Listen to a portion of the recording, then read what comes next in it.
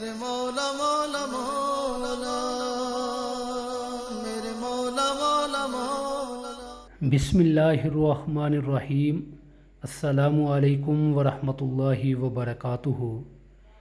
ناظرین، آج میں آپ کو سورہ رحمان کی فضیلت کے بارے میں بتاؤں گا، اور یہ بھی کہ جب آپ صلی اللہ علیہ وآلہ وسلم نے سورہ رحمان کو جنات کے سامنے تلاوت فرمایا تو انہوں نے کیا جواب دیا۔ لہٰذا ویڈیو کو غور سے دیکھیں اور آخر تک دیکھیں۔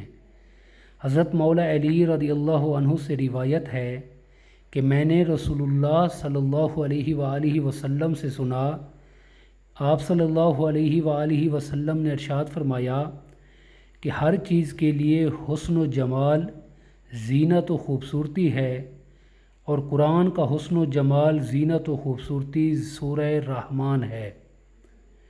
حضرت جابر رضی اللہ عنہ سے روایت ہے کہ رسول اللہ صلی اللہ علیہ وآلہ وسلم ایک دفعہ اپنے صحابہ کرام رضوان اللہ تعالی علیہم اجمعین کے پاس تشریف لائے، پس آپ صلی اللہ علیہ وآلہ وسلم نے سورہ رحمان اول سے آخر تک تلاوت فرمائی۔ صحابہ کرام خاموش سنتے رہے تو آپ صلی اللہ علیہ وآلہ وسلم نے ارشاد فرمایا کہ میں نے سورہ رحمان جنات کے اوپر پڑھی، وہ جواب دینے میں تم سے زیادہ اچھے تھے۔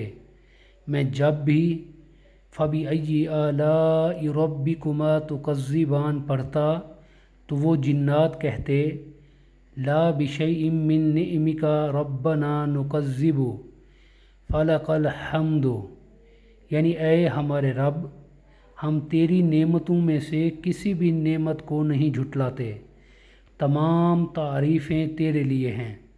دعا ہے اللہ تبارک و تعالی ہم سب کو قرآن پاک پڑھنے، سمجھنے اور عمل کرنے کی توفیق عطا فرمائے، ہم سب کو دنیا اور آخرت کی بھلائی عطا فرمائے۔ السلام علیکم ورحمۃ اللہ وبرکاتہ۔